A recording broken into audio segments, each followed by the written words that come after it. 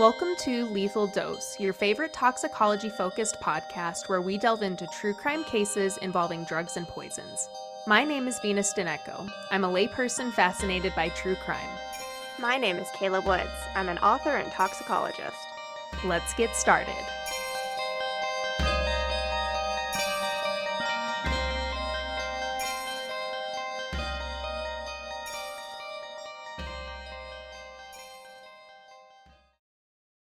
Our episode today is about lethal injection, a form of death penalty used in all of the 27 states which still employ capital punishment in the U.S.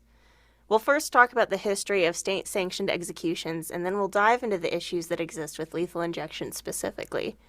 That means we'll be talking about things that may be sensitive for some people, descriptions of death and suffering, including in gas chambers, as well as racism in the system and capital crimes. And that's why I'm just jumping into it right away so that that is fully out there and you're fully aware of what we will be discussing.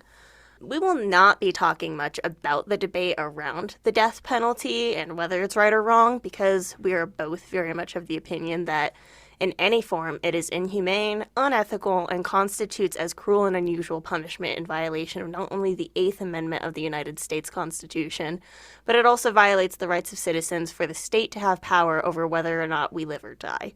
Mm-hmm. In 2023, the United States killed more of its own citizens than every other country in the world except Iran, Saudi Arabia, and Somalia, and it seems that the Trump administration is prepping to increase those numbers. The death penalty, or capital punishment, has been around basically since the dawn of time, the dawn of humans, because humans are historically bad at problem solving. We always talk about how only bumblers kill people, and that is very much true in this case. Bumbles be bumbling. Mm-hmm. We previously covered the state-mandated suicide of Socrates using poison hemlock, and that was a capital punishment handed down in 399 BCE. By the 18th century in Britain, there were 222 crimes punishable by death, including stealing more than 40 shillings worth of valuables from a house, which in US dollars today is around $730 worth of valuables, robbing a rabbit warren, cutting down a tree, and counterfeiting tax stamps. I will say, though, that the penalty of death tended to prevent juries from convicting at all in order to avoid the death penalty. So if you did cut down a tree and get accused, you didn't really get charged with anything because they didn't want to kill you. They didn't want to risk it, yeah. Yeah. But this penchant for the death penalty was brought to North America with the colonists. The first legal execution of a criminal occurred in Virginia in 1622 when Daniel Frank was put to death for the crime of theft, years before the capital laws of New England went into effect in the 1630s and 40s. Under these laws, citizens could be killed for anything from sodomy to perjury to murder, and most of the rationale for these penalties were accompanied by Old Testament scripture. In 1823, the number of crimes which could result in the death penalty in Britain was reduced to around 100. Although this may have been so that justice would actually be meted out rather than avoided, but it did occur during an abolitionist movement that began in the late 18th century due in no small part to the 1767 essay On Crimes and Punishment by the Italian writer Cesare Beccaria. Beccaria wrote that there was no justification for the state to take anyone's life, and was so influential as to lead to the complete abolition of the death penalty in Austria and Tuscany. Thomas Jefferson attempted to revise Virginia's death penalty laws to limit capital punishment to crimes of murder and treason, but this bill lost by a single vote. However, in 1794, thanks to Dr. Benjamin Rush, Benjamin Franklin, and Philadelphia Attorney General William Bradford, Pennsylvania became the first state to break down murder into degrees and repealed the death penalty for all crimes except first-degree murder. Of course, we're largely talking about the sentencing of white men. Native Americans were still slaughtered by anyone who believed they were judge, jury, and executioner over those who they did not see as people.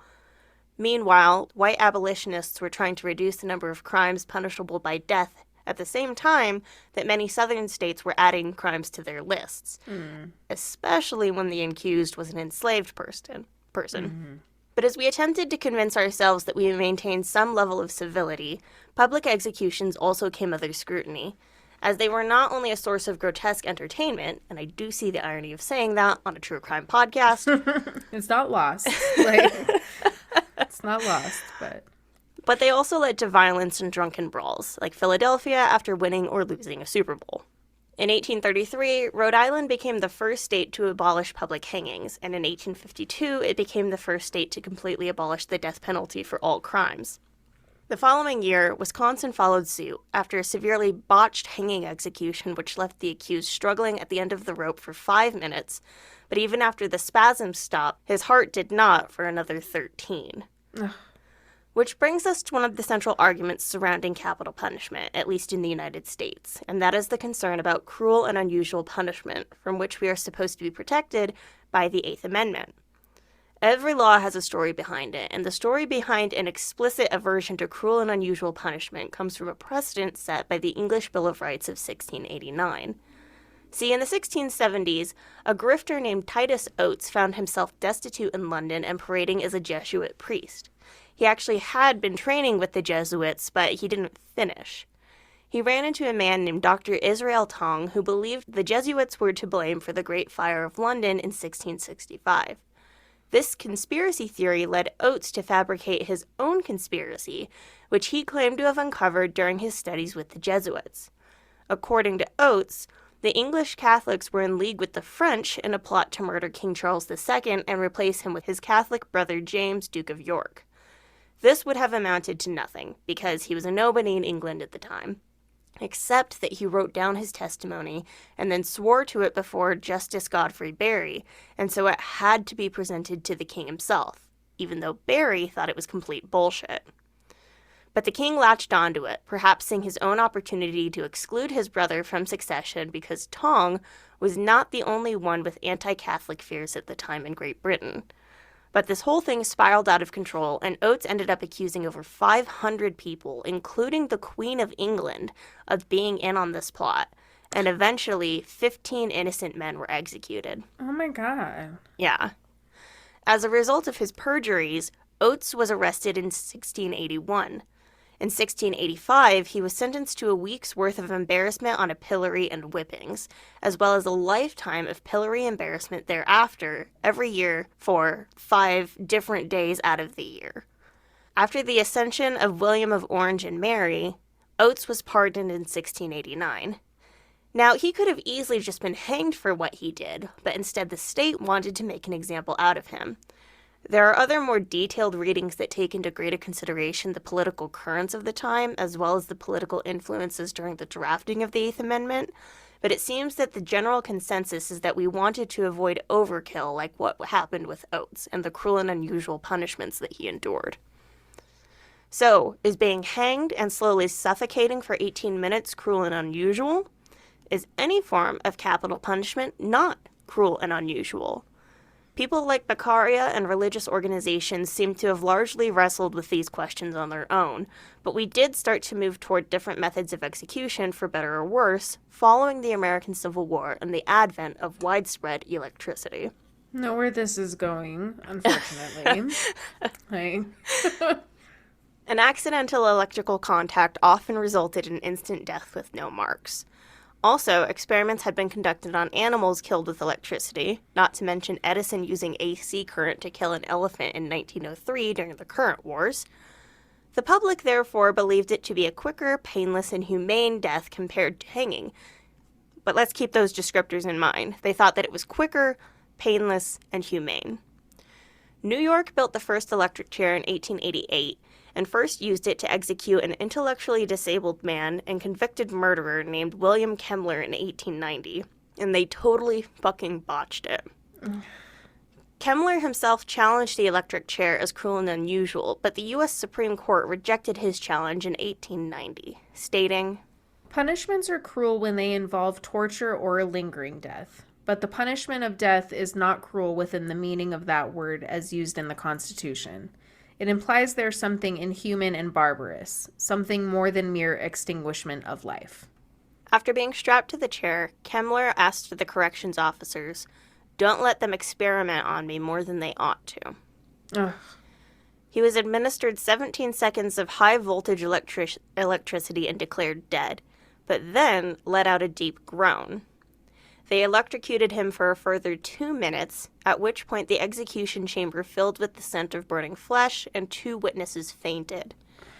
Newspapers called the act a historic bungle that was disgusting, sickening, and inhuman. Yet to this day it remains the default method of execution in South Carolina and is authorized for use in 8 other states.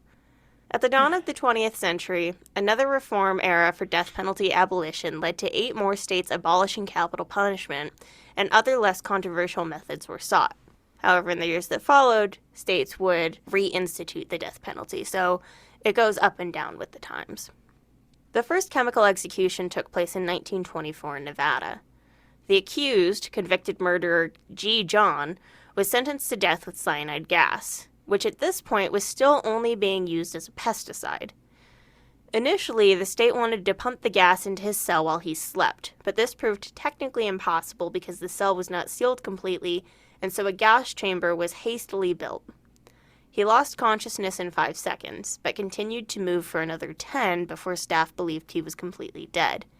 It was believed that it should have killed him in a matter of seconds, but this execution was also slightly botched, as the temperature was incorrect, liquid cyanide leaked into the chamber, and the chamber itself was not entirely airtight. Not all executions in the gas chamber have gone even this smoothly, however, which should be no surprise to anyone who listened to our cyanide series. Nowadays, a pail of sulfuric acid is placed below the chair in the chamber, and a sodium cyanide crystal is remotely released to prompt the creation of hydrogen cyanide gas. According to a former warden at San Quentin, At first, there is evidence of extreme horror, pain, and strangling. The eyes pop, the skin turns purple, and the victim begins to drool. and you might think that the public, if they knew about this form of execution at this time, would have found it distasteful given what was happening overseas. On the contrary, from the 1920s to the 1940s, there was a resurgence in capital punishment in the United States, and rates were higher than they had ever been. One Texas governor even suggested that it should be the punishment for an individual having a membership in the Communist Party. During the 1930s alone, we were averaging 167 executions per year. Following World War II, however, rates fell again, and the use of the death penalty largely fell out of favor by the mid-1960s. Then, in 1972, the Supreme Court decided in a 5-4 split on the case Furman v. Georgia that capital punishment was, in fact, cruel and unusual, and violated not only the 8th, but also the 14th Amendment, which protects from discrimination because black men were found to be disproportionately sentenced to death. This decision was the reason that James Richardson and 628 other inmates were released from death row, which we talked about in our parathion episode at the beginning of the season. But the decision was short-lived. We didn't get too into the details in that episode, but basically they never said that the death penalty was completely wrong, just that specific statutes were unconstitutional. So the states rewrote their statutes, like those involving unguided jury discretion, which, do you know what jury discretion is? Isn't that like if the jury is taking things into consideration, like the discretion that they have about the person that's on trial? So some juries don't know that they have discretion to take things into consideration. Like if they believe that somebody did something but the law isn't a good law, then they can acquit. And a lot of juries don't know that. And then there was also issues with statutes involving mandatory capital punishment for certain crimes. Fantastic. Right. So in 1976, the death penalty was back on the table, and the Supreme Court held that actually capital punishment is constitutional under the 8th Amendment. Well, that's a pretty quick double back. Yeah, only 4 years. Yeah. Oklahoma was the first state to adopt a method for lethal injection in 1977. By 1981, 5 other states had adopted it, including Texas, which was the first state to ever use lethal injection, in 1982 for the execution of Charles Brooks, Jr., the first prisoner executed in Texas since 1964, and the first black man to be executed in the U.S. following the reinstatement of the death penalty.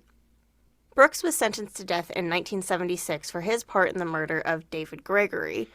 Brooks and his friend Woody Lords were allegedly using drugs and shoplifting when their car broke down, so Brooks went to a nearby auto dealership and asked to test drive a car. The 26-year-old Gregory was a mechanic at the dealership who was sent to accompany Brooks for the drive. but was kidnapped and taken to a hotel where he was bound, gagged, and shot to death. Grigory was killed by a single shot, and neither Brooks nor Lords ever said who pulled the trigger. And yet, Lords was only sentenced to 40 years in prison, while Brooks was sentenced to death, a discrepancy that even the prosecution thought was unjust. Yeah, that's odd, for lack of a better word. There was some law in Texas at the time that, accomplices weren't held to the same, standard as the person they thought was the, leader in the crime. But they didn't know. No. And so there was a lot of, controversy surrounding this sentencing. I could see that. Yeah. What's even more upsetting is the fact that Lords only served 11 of those years and was released 7 years after Brooks was executed. At 12:09 a.m. on December 7th, 1982, Charles Brooks Jr. was injected with an overdose of drugs by a medical technician. No doctor was involved with the execution, and many physicians protested this form of execution beforehand, arguing that it's a violation of medical ethics to use drugs meant to save lives in order to take them. Despite the argument that lethal injection is humane, effective, and painless, witnesses to Brooks's death stated that he appeared to be in pain as he, quote, turned his head upward and yawned, then wheezed, unquote, and also gasped and moved his stomach. After 7 minutes, he was pronounced dead by the prison doctor. The Oklahoma Protocol from 1977 remains in place today and uses 3 drugs: an anesthetic to put the inmate to sleep, a paralytic, and then a drug to stop the heart. In 1977, the anesthetic was the barbiturate sodium thiopental, but in 2009, European pharma companies banned its use in executions, and then the sole U.S. manufacturer stopped making it. Some states replaced it with pentobarbital, and others now use the benzodiazepine midazolam, although concerns have been raised about pentobarbital's tendency to induce pulmonary edema, and regarding the ability of midazolam to effectively shield the inmate from pain because benzodiazepines do not produce the same deep level of unconsciousness as barbiturates. Even one of the doctors who helped develop midazolam in the 70s testified that midazolam is insufficient to prevent inmates from feeling pain. This doesn't sound like it's going somewhere good. No, this entire episode is not going anywhere good. Anywhere good. Yeah. Bummer seatbelt time. Yeah. During the first execution using midazolam in Florida in 2013, convicted rapist and murderer William Happ was reported to be moving more than usual even after he was declared unconscious. Officials responded by taping his hands and continuing on with the execution, a choice they would make repeatedly in executions that use midazolam thereafter. When used as an anesthetic for surgery on patients that we intend to keep alive, no more than 5 milligrams of midazolam is administered. Under the Oklahoma Protocol, however, inmates are injected with 2 60-milliliter syringes that are so large they could take 2 minutes each to inject, and this administers 500 milligrams of midazolam. So we need 100 times as much as a normal dose, So the protocol is for anybody under 500 pounds, but I will get into how even those calculations are off. Okay. As midazolam is a benzo, it operates on GABA receptors as well as chloride channels and produces muscle relaxation. An overdose of midazolam can result in ataxia, which is uncoordinated muscle movements, as well as hypotension and respiratory depression. And it might sound silly to mention any of that when we're intentionally using this cocktail to induce death, but a disregard for dosing can and has resulted in botched executions where inmates have died as a result of pulmonary edema from the midazolam, a painful death that feels like drowning if it happens before they fully lose consciousness. Because injecting massive doses of drugs injures the walls between capillaries and air sacs in the lungs, which is why they fill with liquid and cause that pulmonary edema. 5 minutes after the injection of the anesthetic, a consciousness check is performed by rubbing the sternum or examining the pupils. If the inmate has lost consciousness, then the paralytic is injected. In Oklahoma, they use 100 milligrams of vecuronium bromide, but in other states, like Alabama, they use rocuronium bromide. Both drugs compete with acetylcholine and bind with the nicotinic cholinergic receptor to induce muscle paralysis. Vecuronium bromide is used during surgery set under general anesthesia to intubate patients. For a 150-pound patient, 5.4 to 6.8 milligrams would suffice to induce paralysis. And even for the largest person this protocol would be approved for, which is someone weighing 500 pounds, the 100 milligram dose would still be 5 times too much. An overdose of vecuronium bromide can result in respiratory depression, bradycardia, hypotension, and edema, all while being completely paralyzed and having no way to communicate that you're in pain. Of course, there is supposed to be that consciousness check before this, but that doesn't always happen. As in the 2014 execution of Eddie Wayne Davis in Florida, a consciousness check was not conducted before the paralytic and the final drug were administered, and a witness reported seeing Davis tilt his head back and open and close his mouth in a tortured grimace. Mm-hmm. Staff are meant to wait a minute or two before moving on to the third and final drug, which is 240 milliequivalents of potassium chloride to stop the heart. This is the appropriate use of this drug, as in heart surgeries when surgeons need a still organ to operate on, temporarily. In those situations, 10 to 40 milliequivalents is typically used, and it might seem irrelevant to focus on the dosage here since the intention is to permanently stop the heart, but if the individual is awake and paralyzed, they may still feel pain. And potassium chloride is very painful when it's injected. It feels like your arm is on fire. And this pain is worsened when it's injected quickly or at high doses. The potassium chloride takes around 30 to 60 seconds to stop the heart, which staff notes with a heart monitor until the inmate flatlines and are pronounced dead. But it doesn't always go that way. Never has any method of enforcing the death penalty gone exactly as it was supposed to every time, avoiding cruel or unusual ends. Between 1890 and 2010, it's estimated that around 3% of executions were botched, meaning that there is some sort of deviation from the prescribed protocol. And in that time, lethal injection had the highest rate of deviation at 7%. After 2010, when lethal injection was the primary method in most states, that increased to 8% and is as high as 60% in executions utilizing midazolam. What? Yeah, like more often it goes wrong than it goes right. Wow. One review of the autopsies of 200 inmates put to death by lethal injection found that 84% of reports indicated some evidence of pulmonary edema, regardless of the outward appearance of a painless death. As one magistrate wrote during his decision at the federal court hearing in 2018, all medical witnesses to describe pulmonary edema agreed it was painful, both physically and emotionally, including a sense of drowning and the attendant panic and terror, much as would occur with the torture tactic known as waterboarding. And yet, when questioned, state officials maintained that these executions proceeded without incident and according to protocol. It's the divisiveness of the punishment itself that causes these botched procedures. The only people who think you should kill people to show that killing people is wrong are bumblers who kill people.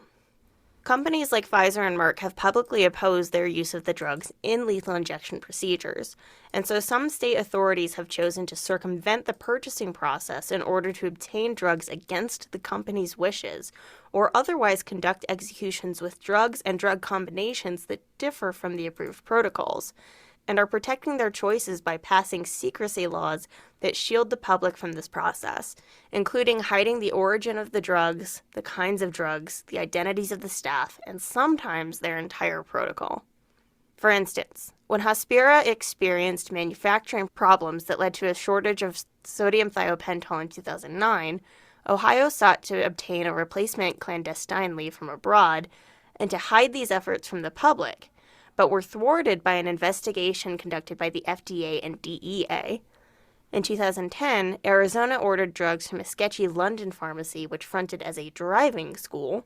Yeah.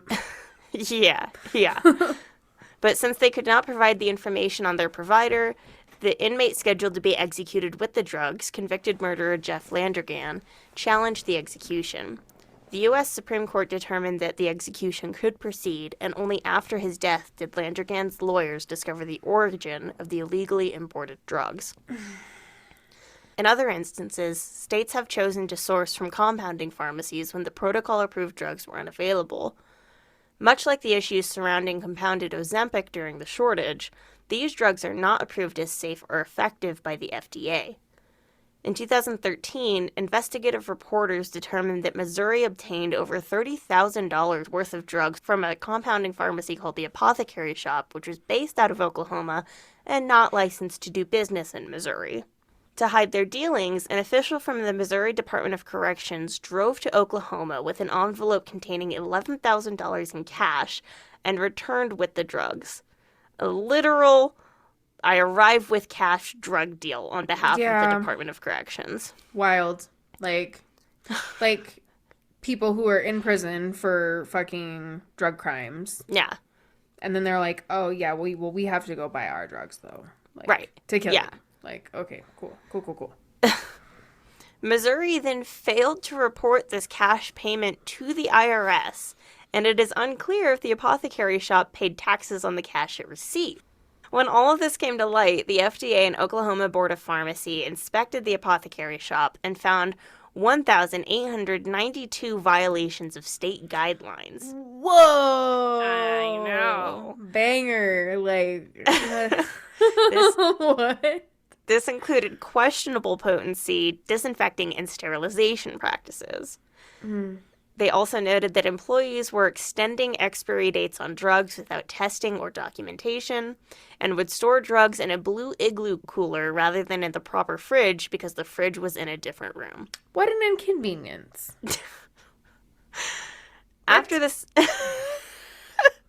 like, I know I've worked with people who are like that, but it's like, you gotta be better than that when you're in a pharmacy. When you're in a pharmacy dealing with, like, I don't know. Yeah. Like, potentially, like, dangerous fucking chemicals. Like, yeah. Chemicals that people are putting in their bodies. Like, yeah, like, directly and, like, willingly, like... Yeah. But these are the kind of people who are willing to, like, work with Department of Corrections when they're like, oh, we need drugs for lethal injection. They're like, I got you, buddy. Like, yeah, I know. Like, a good, upstanding pharmacy is not willing to do these things. Right. So they're getting not exactly the best and the brightest. Like, No. After this investigation, Missouri switched to a different compounding pharmacy, which was later found violating health violations so serious that the FDA labeled this company as high risk and cited it as a prime example for why greater oversight of compounding pharmacies is needed. So Missouri just keeps going to these, like, poster children for, like, why we need oversight. No. I've mentioned that midazolam is used in place of sodium thiopental, but that's not the only drug that states have substituted in their protocols. In 2014, Ohio administered a never-before-used cocktail to execute convicted rapist and murderer Dennis McGuire, midazolam and the opiate hydromorphone. McGuire challenged this change with the support of an anesthesiologist who testified that this would induce pain and suffering and air hunger, which is that gasping for air and writhing that is so often seen in executions that use midazolam. The federal judge who heard the challenge described the proposed execution as, quote, an experiment in lethal injection processes, unquote, but allowed it to proceed. McGuire did, in fact, suffer air hunger, as well as snorting and choking as he thrashed against his restraints. His family was so distressed by the obvious pain and suffering he endured that they sued Ohio, and other witnesses called for an end to capital punishment altogether. Ohio abandoned the protocol in favor of the single drug protocol it had previously used, involving a massive dose of a single barbiturate. But a year later, a 3-drug protocol involving midazolam was introduced. Inexplicably, despite the issues with the 2-drug protocol using midazolam and hydromorphone in Ohio, it was adopted by Arizona for the execution of convicted murderer Joseph Wood in 2014. It went about as bad as an execution can. For 2 hours, Wood's mouth opened and closed as he gasped for air 640 times. His chest rose, his stomach convulsed, and his suffering was so obvious and drawn out that his lawyers actually left the witness room to file an emergency motion to stop the execution as it was still happening. Wow. The federal district court then held a telephonic hearing as Wood continued to agonize. The state's lawyer assured the judge, 90 minutes into the execution, that a second dose of drugs was administered and Wood was already brain dead, although the judge was skeptical how anyone could know that Wood was brain dead since he wasn't hooked up to any monitoring which would reflect that. Right. The judge was concerned that stopping the procedure and performing life-saving measures would cause even more pain. And while they were deliberating this, the state's attorney informed the court that Wood had been declared dead. What's worse is that 2 major misrepresentations made during this hearing were revealed only after anything could be done for Wood. Records released a week after the hearing and the execution revealed that Wood had not been given 2 doses of the drug, but 15. And at the point when the state's attorney announced that a second one was administered, that was actually the 13th dose. Okay. I know. Yeah. The second misrepresentation was caught by the judge, but not verified until later, when a neurologist confirmed that a person who is brain dead does not continue to gasp for air. Oh my gosh, this is so tragic.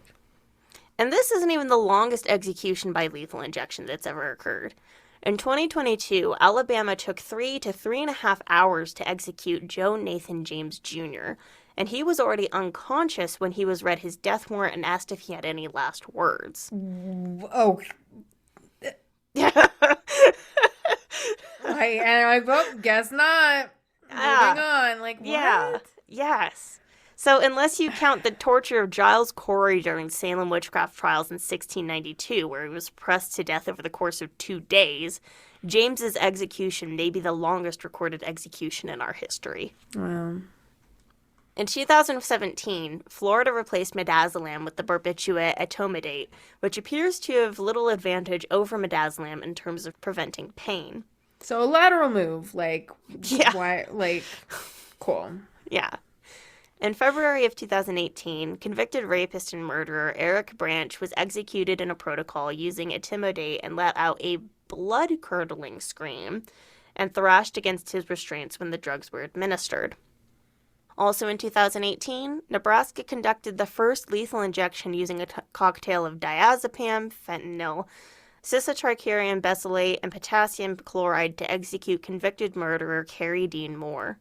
The procedure took 23 minutes, and witnesses noted, Moore coughed, his diaphragm and abdomen heaved, he went still, then his face and fingers gradually turned red and then purple, and his eyes cracked open slightly. These witnesses didn't even see the entire execution because after the final drug was administered, a curtain was drawn and stayed that way for 14 minutes until Moore was declared dead. So as I've said, the divisiveness of capital punishment itself causes executions to be botched because you have people involved who think capital punishment's a good idea, and these are not the best and the brightest. No. It simply cannot be done well or ethically, and the Hippocratic Oath explicitly bars physicians from participating. But it's even more than that. In 2018, the American Medical Association wrote a brief to the U.S. Supreme Court that's a little long, but I want everyone to hear this quote. Long before Dr. Guillotine advocated for his eponymous device, society knew how to conduct swift and certain beheadings. The problem with beheadings, though, is that they are gruesome. They force the public to confront the enormity of the act. What people much prefer is a way to accomplish the deed while believing there is something humane about it. The medical profession, whose essential quality is in an interest in humanity and which reveres human life, should have no part in this charade. And it's not simply the Hippocratic Oath, as I said. It is an intimate understanding of what it means to save or take a life that now so strongly prohibits physician participation, as the brief continues by saying, The goal of so-called humanity in execution has infamously lured several well-meaning physicians, even aside from Dr. Guillotine, down the road to ethical peril. Physicians have measured the length of the rope in an effort to achieve precision in hangings. While it was a dentist who designed the electric chair, it was physicians who advised on the quote-unquote proper length of time to apply electricity. And an Army Medical Corps doctor invented the gas chamber in 1924. So nowadays, doctors may assess whether an inmate's veins are sufficient to receive IV injections, since a history of IV drugs can make it difficult to find and pierce a vein, and they may declare an inmate deceased after the protocol, but any doctor you can trust is not going to be involved in the execution itself. Instead, we have physician executioners. In 2006, it was revealed that Missouri had employed a physician executioner named Ayla Dorhoff, but he had dubious credentials, to say the least. He was sued for malpractice over 20 times before participating in 50 executions. He was barred from practicing at 2 hospitals and was caught making false statements in 2 court cases. Regarding his time as an executioner, it was reported that he confused the drugs, improvised doses, and refused to follow written protocol, and never kept records. So he figured, like, oh, I'm not really great at saving lives. I'll just, like, work to end them. Right. And do it poorly at that. Like, Yeah. like, not even, like, if you're going to kill people, at least be good at it. Right. Like, yeah. stop. Like, what are you doing? Right. It's like, we just Like, have what fucking... a hack. We have Nazi doctors over here who don't know what they're fucking doing. Like, that's what we're working with. That's exactly... Okay. The first time Oklahoma ever used midazolam in an execution, a last-minute substitute physician executioner was present and seriously bumbled things. In 2014, Oklahoma planned to execute both convicted rapist and murderer Clayton Lockett and convicted child rapist and murderer Charles Warner in a single night on April 29th. Doubleheader. Yep. This is very rare, so it was a huge deal. And this was despite the fact that they'd lost access to the drugs previously used in other executions. So they were like, we're going to really fucking go for it, but we kind of can't. So we're just going to something, we'll get there. We'll figure it out. Yeah. Yeah. The Attorney General learned that midazolam had been used in other executions across the country and apparently read nothing more about it before deciding to change their protocol. It was a decision that was made so quickly that even the warden of the prison didn't know about it. The physician executioner knew nothing about the drug, but also knew nothing about the second and third drugs, and was quoted as saying that he didn't really care to know what they were. But, I mean, when you have literally one job. I know. You got to be good at the one job. You have one job. Like, you need to know what they are. Like, you're, like, literally your whole function is knowing what the drugs are and what they do. Right. Like, please be for real right now. Yeah. Like, issues mounted as the time drew near for the procedures to begin. For some reason, they lacked the correct size tubing and needles, and then the physician executioner placed an IV using a needle that was the wrong size, and that made everyone kind of question his qualifications. Not that he was worse than anyone else who was present, because the paramedic was unable to set the IV line and was quoted as saying, I don't even want to say this out loud. I'm so sorry that I'm making you say this. I'm so sorry. People who are very fair complected, their veins are deep because, well, I don't know why. And black people have small veins. Yep. Yeah. Yep. Clip that chat. Yeah.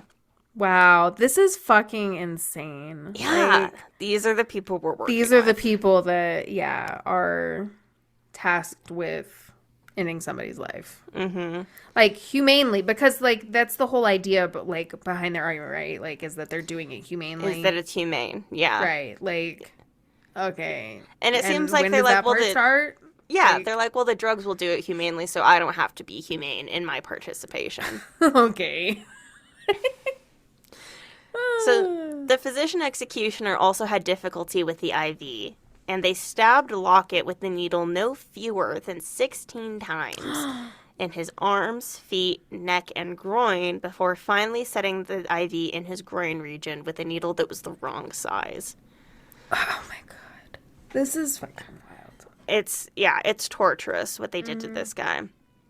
After the midazolam was administered, the physician executioner declared him unconscious, but within minutes, Lockett began moving around, and witnesses heard him say, "The drugs aren't working."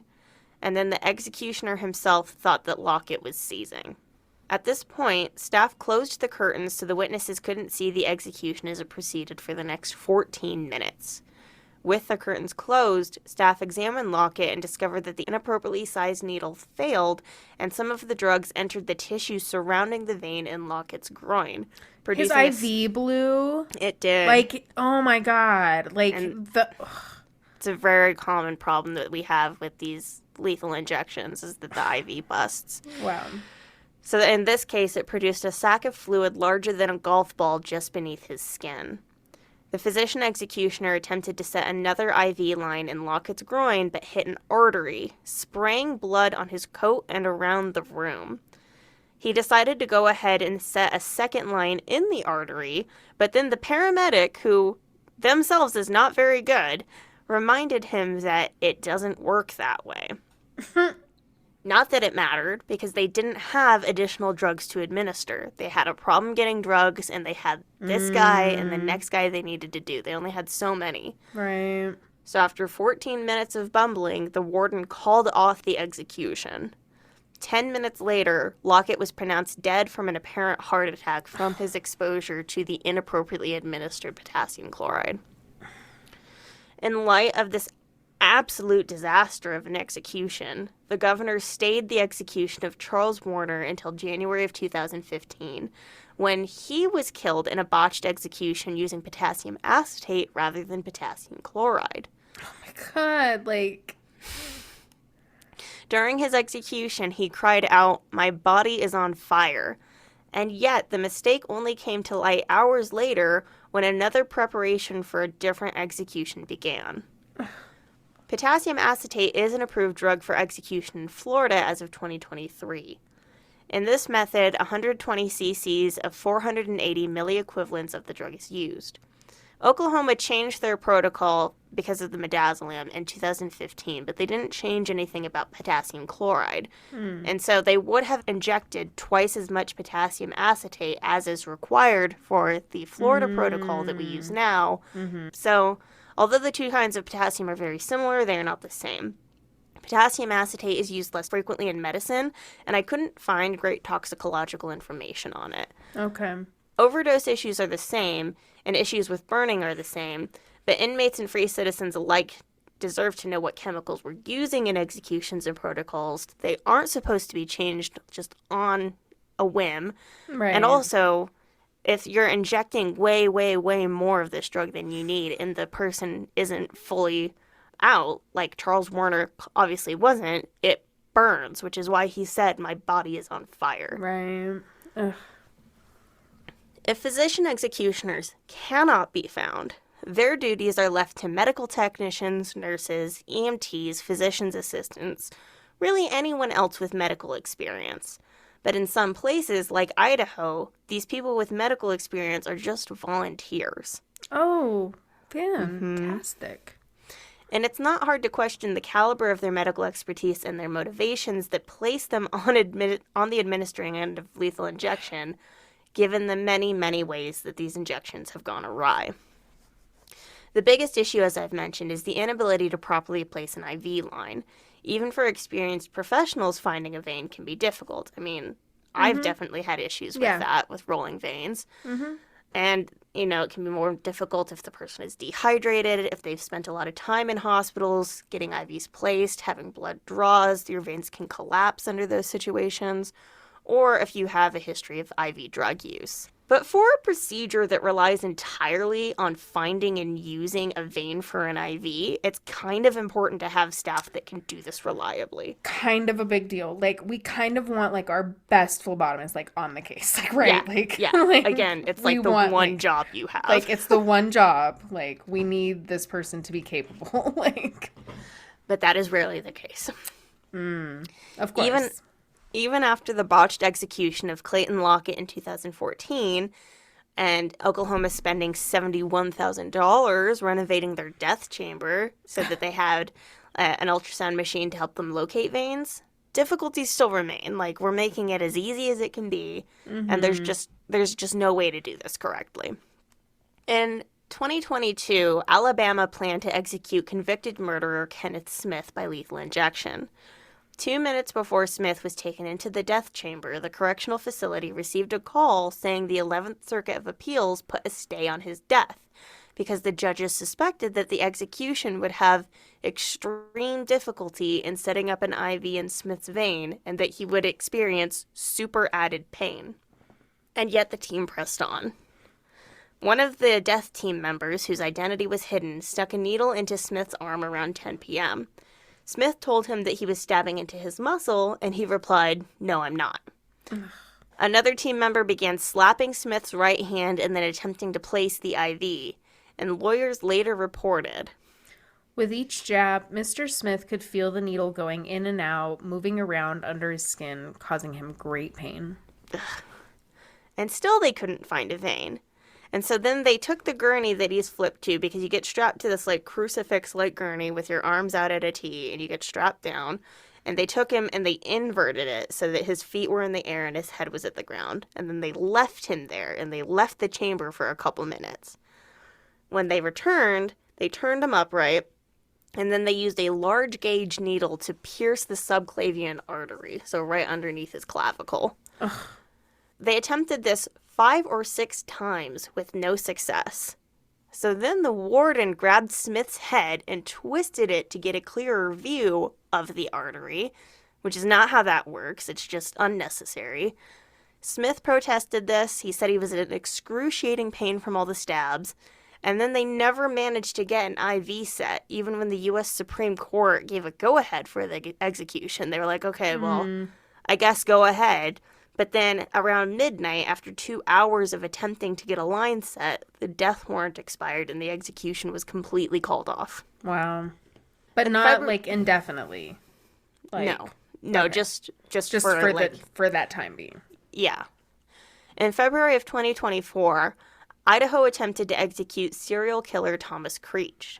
The volunteers on the execution team stabbed Creech 8 times in different locations on his body in an effort to set an IV line.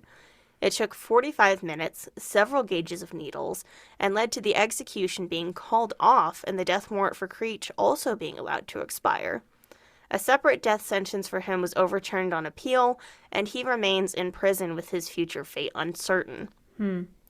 Convicted child rapist and murderer Ronald Broom survived a botched execution by lethal injection in Ohio in 2009. The day before the scheduled execution, Broom had blood drawn, and it was noted his right arm had veins that were more suitable for IV placement than his left. And so, obviously, on the day of execution, the team started by trying to place a catheter in his left arm. They ended up sticking Broom at least 18 times, including one time when they hit a bone. What?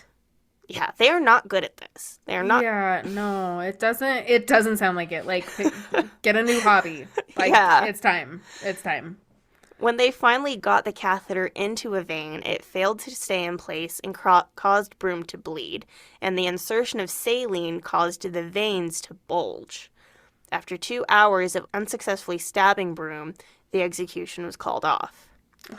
At this point, Broom argued that a second attempt would violate not only the 8th Amendment, but also the 5th, which protects against double jeopardy. However, the justices argued that the death sentence by lethal injection is only carried out once the lethal drugs are injected, not when the IV is placed. I will note that one dissenting judge did view the multiple stabbings as cruel and unusual torture. But if it's not double jeopardy to start somebody on lethal injection and then not administer the drugs, and then, death warrant expires, whatever, and you can do it again, then why is it that Joseph Wood was given 15 doses of the drug? Right. How is that not double jeopardy? Right. Honestly. But Broom's legal battles went on until 2016, when the Ohio Supreme Court ruled that it was not unconstitutional to try and execute him again. It wasn't double jeopardy because the lethal drugs weren't injected. However, he remained in prison until 2020 when he died from COVID-19. And death penalty is expensive for taxpayers, no matter what method is used. According to the 2022 Ohio Capital Crimes Report from the Office of the Attorney General, when comparing life in prison to imposing the death penalty on the 128s on death row that year, a sentence that ends life prematurely by execution rather than natural death in prison was estimated to be $1 to $3 million more expensive per inmate. Oh my God. Right. So it's like, it doesn't make sense. It's Right. inhumane and it's expensive. So I don't know why. It's like, why are we doing this? Right.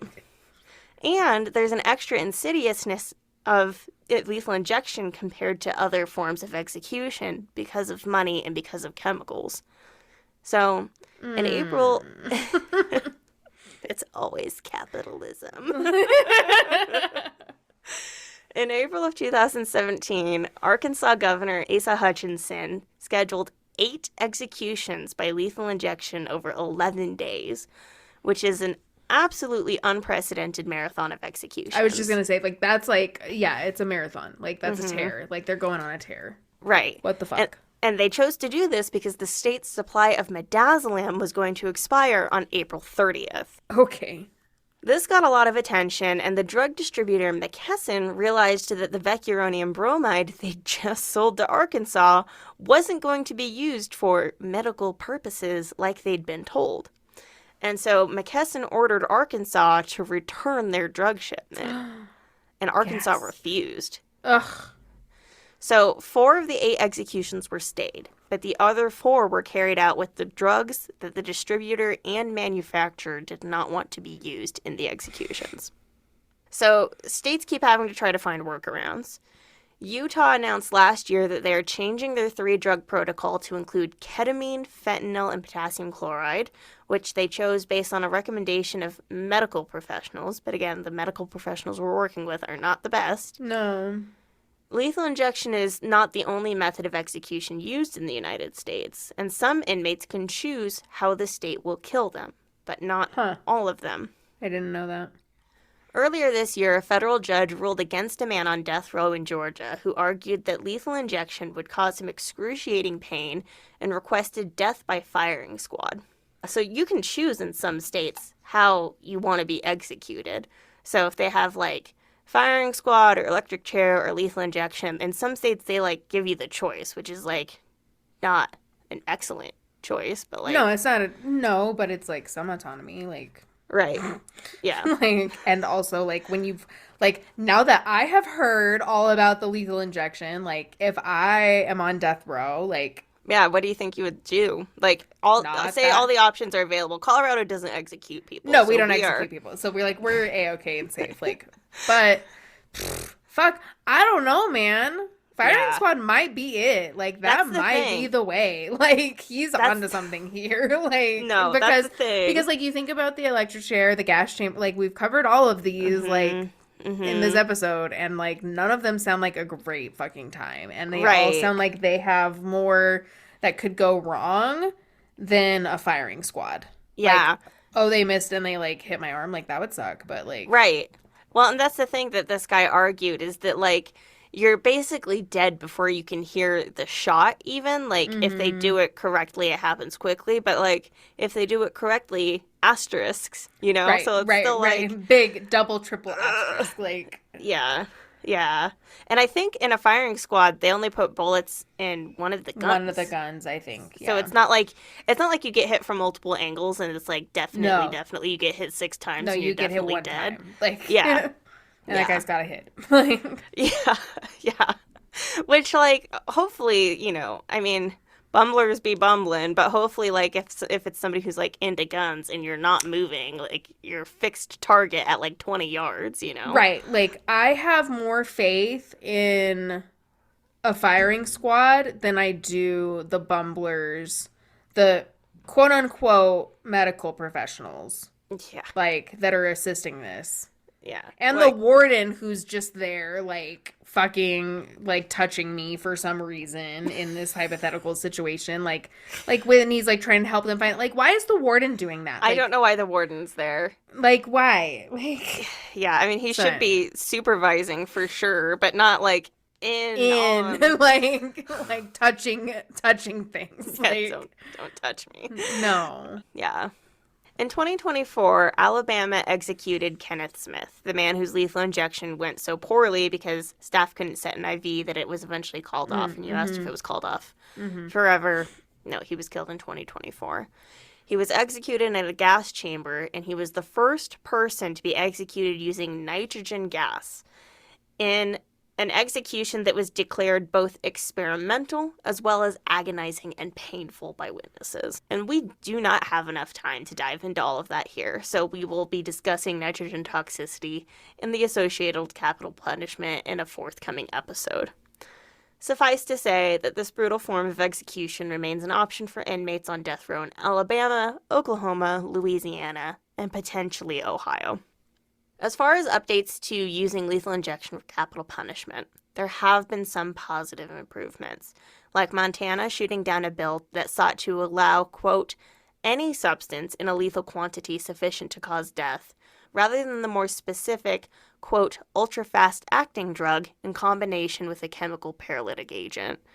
So that's good, because they could have literally just used anything in a lethal quantity, like just inject you with fucking air or something, you know? But I do worry things are about to get much worse in regards to this form of capital punishment. On his first day in office during his second presidential term, and I hate that we get to say that, Donald Trump signed a slew of executive orders, including one to vaguely restore the federal death penalty, which there was a moratorium that was imposed by the former AG in 2021. But as of Trump's signing of this executive order, there were only 3 people who were on federal death row. So, Venus is suddenly experiencing some technical difficulties, and her audio is going to sound a little bit different for the rest of this episode. So he's trying to make this out to be a much bigger thing than it is. But his executive order instructed the DOJ's Attorney General to, quote, pursue the death penalty for all crimes of a severity demanding its use, unquote. And this included killing a law enforcement officer and any capital crime committed by illegal aliens. And this is, of course, an echo of a statement which he made when he announced his 2024 campaign, in which he said that people caught selling drugs should receive the death penalty, and then later praised China's treatment of drug dealers. And someone on Trump's team is at least somewhat aware of the issues surrounding obtaining the drugs needed for lethal injection. So the executive order also compels the Attorney General to, quote, take all necessary and lawful action, unquote, to ensure that the states using lethal injection have enough drugs to carry out the scheduled executions, as well as whatever is to come. Wow. And this is part of why the death penalty is a terrible weapon for the state to wield, because not only is it inhumane, cruel, and unusual in every iteration we've ever used, but it's a slippery slope. If we say that it's okay to kill murderers and rapists, which have committed abhorrent crimes, then they're going to press those charges against people who didn't commit them just to get rid of them, like James Richardson in the Parathion episode. And this will disproportionately impact minority groups, just like the Supreme Court said it did in 1972. None of that has really changed. No, that hasn't. No. Yeah. That's still a thing. Yeah. Still a thing. We rewrote the statutes, but the people who wanted that to be how the system works have made it so that that's how the system works. And there are currently at least 4 states that have introduced bills this year that would change the legal definition of homicide to include abortion or even miscarriage. And so they're looking to give the death penalty to anybody who is found guilty of an abortion. Wow. I knew it was bad. Mm-hmm. I did not realize how bad and how frequent the botched executions were, and I didn't know about the intricacies of the lethal injection, but it seems like it's not in a good place. No. like on the whole, yeah, pretty disturbing, honestly. Yeah. I didn't know the intricacies either. I figured it was bad. I was against the death penalty, but now I am like, wow, how have we come this far? Right. And there are still people who think that this is a good idea. So right. Yeah. So, I mean, I guess I have a couple concluding thoughts, but I did want to actually quote that Cesare Beccaria essay on crimes and punishment, because I think that it is worth peering into, like, why was it so influential that they decided to ban capital punishment in Austria and Tuscany. So, yeah. There are only 2 possible motives for believing that the death of a citizen is necessary. The first, when it is evident that even if deprived of liberty, he still has connections and power such as endanger the security of the nation. When, that is, his existence can produce a dangerous revolution in the established form of government. The death of a citizen thus becomes necessary when a nation is recovering or losing its liberty, or in time of anarchy, when disorders themselves take the place of laws. I see no necessity for destroying a citizen, except if his death were the only real way of restraining others from committing crimes. In other words, it is only permissible to kill a citizen when they threaten liberty, according to Beccaria. But I'd like us to consider the kind of citizen who is powerful enough to threaten all of liberty. Is that person treated the same way as you or me when we commit the same crime? And is that person really considered a citizen anymore? And if the state won't kill this person when they threaten liberty, then what is to be done with them? And who can we rely on to do what needs to be done?